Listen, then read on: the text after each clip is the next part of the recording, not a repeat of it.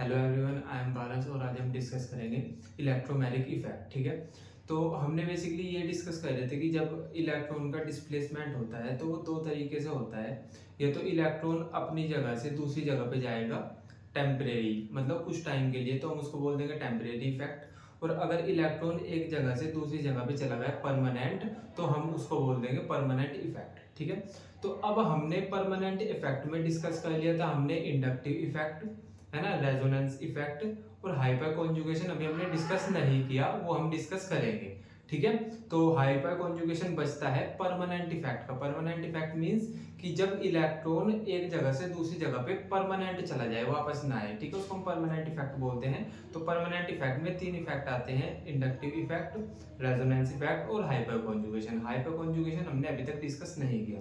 आज हम डिस्कस करेंगे टेम्परेरी इफेक्ट, मींस कि इलेक्ट्रॉन एक जगह से दूसरी जगह पे ट्रांसफर हो रहा है, लेकिन वो परमानेंट नहीं जा रहा है, वो कुछ टाइम, पर्टिकुलर टाइम के लिए जा रहा है। जैसे ही हमारे पास किसी ऑर्गेनिक कंपाउंड में एक अटैकिंग रिएजेंट क्या होता है कि जो हमारे पास जो कोई कंपाउंड है उस पर अगर कोई अटैक करता है तो उसको हम अटैकिंग रिएजेंट बोलते हैं। तो मैं बेसिकली ये बोल रहा हूँ कि हमारे पास एक ऑर्गेनिक कंपाउंड है, उस पर किसी अटैकिंग रिएजेंट ने अटैक किया, उसकी वजह से इलेक्ट्रॉन शिफ्ट हो गया, कुछ टाइम के लिए इलेक्ट्रॉन का डिस्प्लेसमेंट हो गया। मींस इलेक्ट्रॉन एक जगह से दूसरी जगह पे चला गया।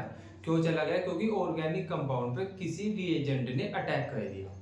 ठीक है, तो इस इफेक्ट को हम टेम्परेरी इफेक्ट बोलते हैं, है ना। बेसिकली टेम्परेरी इफेक्ट कौन से होते हैं? जिनमें इलेक्ट्रॉन का परमानेंट डिस्प्लेसमेंट नहीं होता। इलेक्ट्रॉन कुछ टाइम के लिए एक जगह से दूसरी जगह पे जाता है। क्यों जाता है? क्योंकि उस पर अटैकिंग रिएजेंट अटैक कर देता है। जब अटैकिंग रिएजेंट वापस चला जाता है तो इलेक्ट्रॉन भी अपनी पुराने वाली पोजीशन पे वापस आ जाता है। तो टेम्परेरी इफेक्ट का जो हमारे पास एग्जांपल है वो है इलेक्ट्रोमैग्नेटिक इफेक्ट। तो बेसिकली आज हम इलेक्ट्रोमैग्नेटिक इफेक्ट कवर करेंगे, है ना।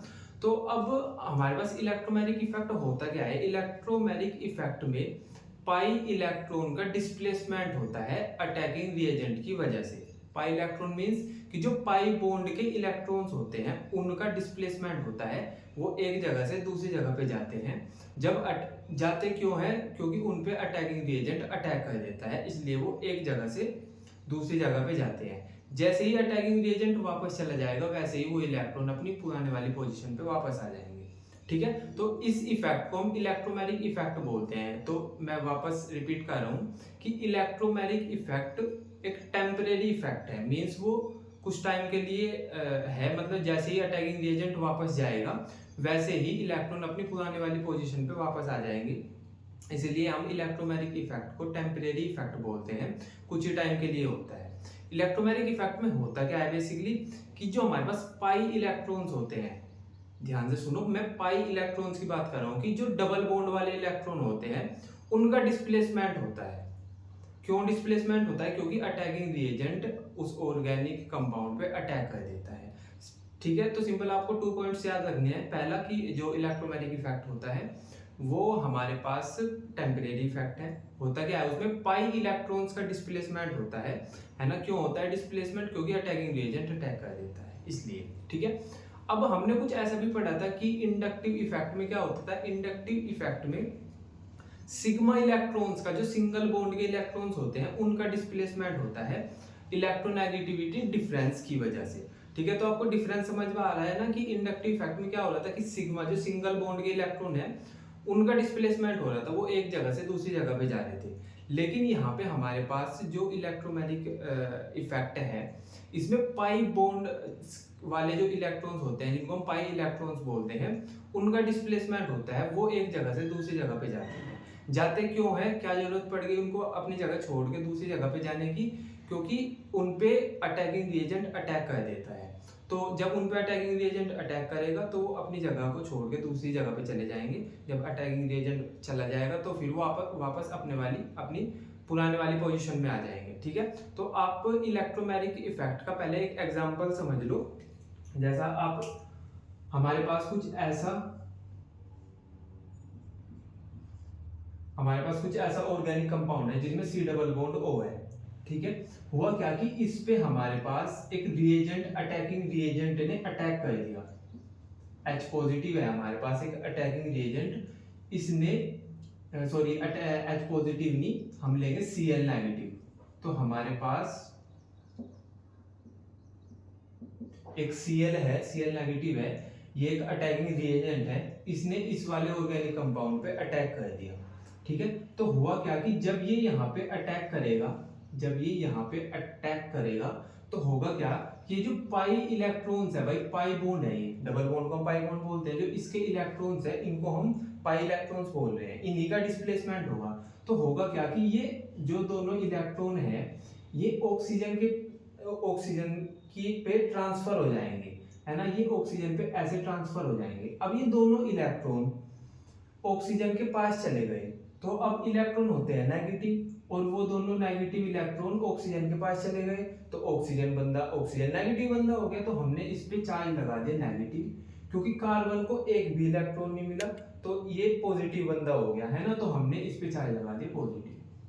तो बेसिकली हुआ क्या यहाँ पे कि हमारे पास एक अटैकिंग रिएजेंट था, इसने अटैक किया, तो जो हमारे पास पाई इलेक्ट्रॉन्स थे वो शिफ्ट कर गए, वो ट्रांसफर कर गए, है ना, ऑक्सीजन पे। ठीक है, अब क्योंकि ऑक्सीजन के पास दोनों इलेक्ट्रॉन आ गए तो ये नेगेटिव हो गया और ये पॉजिटिव हो गया। क्लियर है क्या? अब हमको मिलेगा क्या, हमको सिंपल ऐसा कुछ मिल जाएगा,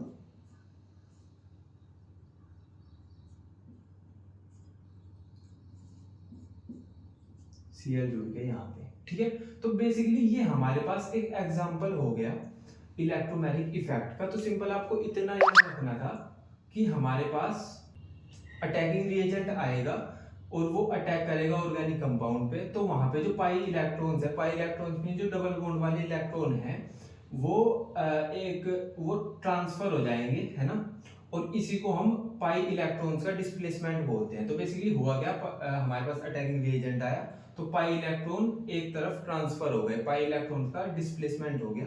ठीक है ना, किसकी वजह से, अटैकिंग रिएजेंट की वजह से। इस इफेक्ट को हम बोलते हैं इलेक्ट्रोमैग्नेटिक इफेक्ट। क्लियर है ये वाला पॉइंट? ठीक है, तो देख लेते हैं एक बार, complete transfer of shared pair of pi electron. तो बोलते हैं कि जब कंप्लीट ट्रांसफर हो जाता है, जो शेयर्ड किए हुए इलेक्ट्रॉन का पेयर है जिसको हम पाई इलेक्ट्रॉन्स बोल रहे हैं, वो एक जगह से दूसरी जगह पे ट्रांसफर हो जाते हैं। ठीक है, ऑफ अ मल्टीपल बॉन्ड। अच्छा, जो मल्टीपल बॉन्ड वाले, जैसा डबल बॉन्ड है, ट्रिपल बॉन्ड है, तो उनमें पाई इलेक्ट्रॉन होंगे। ये तो समझ आ गया ना कि जो डबल बॉन्ड वाले इलेक्ट्रॉन होते हैं, जो डबल बॉन्ड होता है उसमें पाई इलेक्ट्रॉन होते हैं, और जो ट्रिपल बॉन्ड होता है उसमें पाई इलेक्ट्रॉन होते हैं, है ना। तो ये सिंपल ये बोल रहे हैं कि कंप्लीट ट्रांसफर हो जाएगा हमारे पास पाई इलेक्ट्रॉन्स का एक एटम पे in the presence of attacking reagent, कि जब अटैकिंग रिएजेंट किसी ऑर्गेनिक कंपाउंड पे अटैक करेगा तो पाई इलेक्ट्रॉन का किसी एक एटम पे ट्रांसफर हो जाएगा, कंप्लीट ट्रांसफर हो जाएगा। इसी को हम बोल रहे हैं कि पाई इलेक्ट्रॉन का डिस्प्लेसमेंट हो गया, और इसी को हम इलेक्ट्रोमैग्नेटिक इफेक्ट बोल रहे हैं। क्लियर है वाला पॉइंट? ठीक है, अब एक ये पॉइंट है कि इट इज टेम्परेरी इफेक्ट। ये टेम्परेरी इफेक्ट है, क्यों? क्योंकि जब अटैकिंग रिएजेंट आया, जब हमारे पास पाई इलेक्ट्रॉन्स का डिस्प्लेसमेंट हुआ, तो जैसे ही ये हमारे पास अटैकिंग रिएजेंट वापस चला जाएगा तो इलेक्ट्रॉन्स अपने पुराने वाली पोजीशन पे वापस चले जाएंगे। क्लियर है क्या ये वाला पॉइंट? ठीक है, अब इसके बाद आता है हमारे पास टाइप्स ऑफ इलेक्ट्रोमैग्नेटिक इफेक्ट। तो हमारे पास जो टाइप्स होता है इलेक्ट्रोमैग्नेटिक इफेक्ट का, वो टू टाइप्स का होता है। एक तो प्लस ई इफेक्ट होता है, एक माइनस ई इफेक्ट होता है। तो प्लस ई इफेक्ट में क्या होता है कि इलेक्ट्रॉन का डिस्प्लेसमेंट वहां पे होता है, उस पोजीशन पे होता है जिस पोजीशन पे अटैकिंग रिएजेंट ने अटैक किया। अगर दोनों चीजें सेम पोजीशन पे हो रही है तो हम उसको प्लस ई इफेक्ट बोल देंगे। मैं सिंपल ये बोल रहा हूँ कि नॉर्मल अटैकिंग रिएजेंट आके अटैक करेगा, तो जिस पोजीशन पे अटैक किया है अटैकिंग रिएजेंट ने, इलेक्ट्रॉन भी उसी ही पोजीशन पे ट्रांसफर हो जाएंगे, तो हम इस इफेक्ट को प्लस ई इफेक्ट बोल देंगे। लेकिन अगर हमारे पास जो अटैकिंग रिएजेंट ने अटैक जिस पोजीशन पे किया है उसके अपोजिट वाली पोजीशन पे इलेक्ट्रॉन ट्रांसफर हो रहे हैं, तो हम इसको माइनस ई इफेक्ट बोल देंगे, है ना। ऐसे समझो इसको, जैसा हमने बोला कि टाइप्स ऑफ इलेक्ट्रोमैग्नेटिक इफेक्ट है plus E effect, transfer of electron take place toward attacking reagent, means कि हमारे पास जिस जहां पे अटैकिंग रिएजेंट ने अटैक किया है वहीं पे इलेक्ट्रॉन ट्रांसफर होंगे। एग्जांपल देखो, सिंपल हमारे पास एक ऐसा ऑर्गेनिक कंपाउंड है, उस पे अटैकिंग रिएजेंट ने अटैक किया। अब हुआ क्या यहाँ पे कि अटैकिंग रिएजेंट ने इस कार्बन पे अटैक किया और इलेक्ट्रॉन भी इसी कार्बन पे ट्रांसफर हो गए। भाई पाई इलेक्ट्रॉन ट्रांसफर होंगे जब हमारे पास अटैकिंग रिएजेंट अटैक करेगा, तो पाई इलेक्ट्रॉन ट्रांसफर होंगे, तो अटैक भी इसी कार्बन पे हुआ है और जो पाई इलेक्ट्रॉन्स है वो भी इसी ही कार्बन पे ट्रांसफर हुए हैं। तो जब ऐसा इफेक्ट हमको देखने को मिलेगा कि अटैकिंग रिएजेंट भी उसी कार्बन पे आके अटैच हुआ और जो हमारे पास पाई इलेक्ट्रॉन है वो भी उसी कार्बन पे ट्रांसफर हो गए, तो इसको हम प्लस ई इफेक्ट बोल देंगे। ठीक है, ये हमारे पास इसका कुछ एग्जांपल हो गया। लेकिन अगर हमारे पास ऐसा हुआ कि जो हमारे पास अटैकिंग रिएजेंट है उसने तो जहां पे अटैक किया उसके अपोजिट पाई इलेक्ट्रॉन ट्रांसफर हुए, मतलब एक कार अगर हमारे पास जहां पे अटैकिंग रिएजेंट का अटैक हुआ है, इलेक्ट्रॉन्स उसके अपोजिट डायरेक्शन में ट्रांसफर हो गए, तो उस वाले इफेक्ट को हम माइनस ई इफेक्ट बोल देंगे। देखो इसका एग्जांपल देखो, जैसे हमारे पास यहाँ पे Cl है, हमारे पास यहाँ पे अटैकिंग रिएजेंट, तो अटैकिंग रिएजेंट ने अटैक किया कार्बन पे, और जब अटैकिंग रिएजेंट ने अटैक किया तो पाई इलेक्ट्रॉन का डिस्प्लेसमेंट होगा, पाई इलेक्ट्रॉन अपनी जगह पे छोड़ मतलब पाई इलेक्ट्रॉन ट्रांसफर किए जाएंगे। तो Cl ने अटैक किया कार्बन पे, लेकिन पाई इलेक्ट्रॉन ऑक्सीजन की तरफ शिफ्ट हो गए।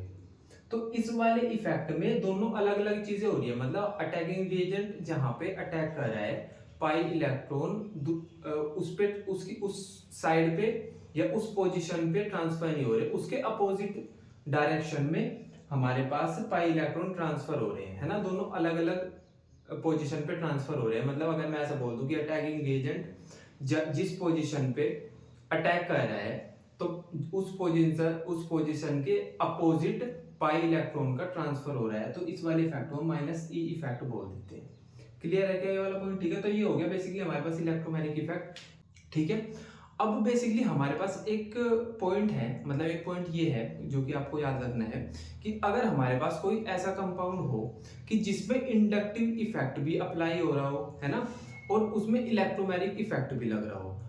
इलेक्ट्रोमैग्नेटिक इफेक्ट बोल रहा है कि इलेक्ट्रॉन का जो ट्रांसफर है वो इस वाली डायरेक्शन में होगा, और इंडक्टिव इफेक्ट ये बोल रहा है कि जो इलेक्ट्रॉन का ट्रांसफर है या इलेक्ट्रॉन का डिस्प्लेसमेंट है वो इस वाली साइड में होगा। मतलब दोनों इफेक्ट एक ही कंपाउंड में लग रहे हैं, है ना। एक बोल रहा है कि इलेक्ट्रॉन इधर से इधर जाएगा और दूसरे वाला बोल रहा है कि इलेक्ट्रॉन इधर से इधर जाएगा, तो हम किसकी बात मानेंगे, है ना। तो वहां पे उन कंडीशंस में हम क्या करेंगे, इलेक्ट्रोमैग्नेटिक इफेक्ट की बात को मानेंगे। जिधर इलेक्ट्रोमैग्नेटिक इफेक्ट बोलेगा कि इलेक्ट्रॉन का डिस्प्लेसमेंट इस वाली डायरेक्शन में होगा, तो हम उसी वाली डायरेक्शन में इलेक्ट्रॉन का डिस्प्लेसमेंट कराएंगे। क्लियर है क्या ये वाला पॉइंट? ठीक है, तो ये मैंने लिखा भी हुआ है कि when inductive and electromagnetic effect operate in opposite direction, मतलब इंडक्टिव इफेक्ट बोल रहा है कि इलेक्ट्रॉन का ट्रांसफर इस डायरेक्शन में होगा, और इलेक्ट्रोमैग्नेटिक इफेक्ट बोल रहा है कि इलेक्ट्रॉन का डायरेक्शन इस वाले डायरेक्शन में होगा, तो हम किसकी मानेंगे, है ना। तो इलेक्ट्रोमैग्नेटिक इफेक्ट प्रीडोमिनेंट, तो हम वहां पे इलेक्ट्रोमैग्नेटिक इफेक्ट की बात को सुनेंगे क्योंकि इलेक्ट्रोमैग्नेटिक इफेक्ट मोर पावरफुल होता है। ठीक है, तो बेसिकली ये था हमारे पास टेम्परेरी इफेक्ट जो कि इलेक्ट्रोमैग्नेटिक इफेक्ट। आई होप आपको ये क्लियर हो गया होगा, है ना। अब इसके बाद एक बचता है हमारे पास परमानेंट इफेक्ट का, जो एग्जांपल है हाइपर कॉन्जुगेशन, है ना, उसको हम कल डिस्कस करेंगे। ठीक है, तब तक के लिए बाय।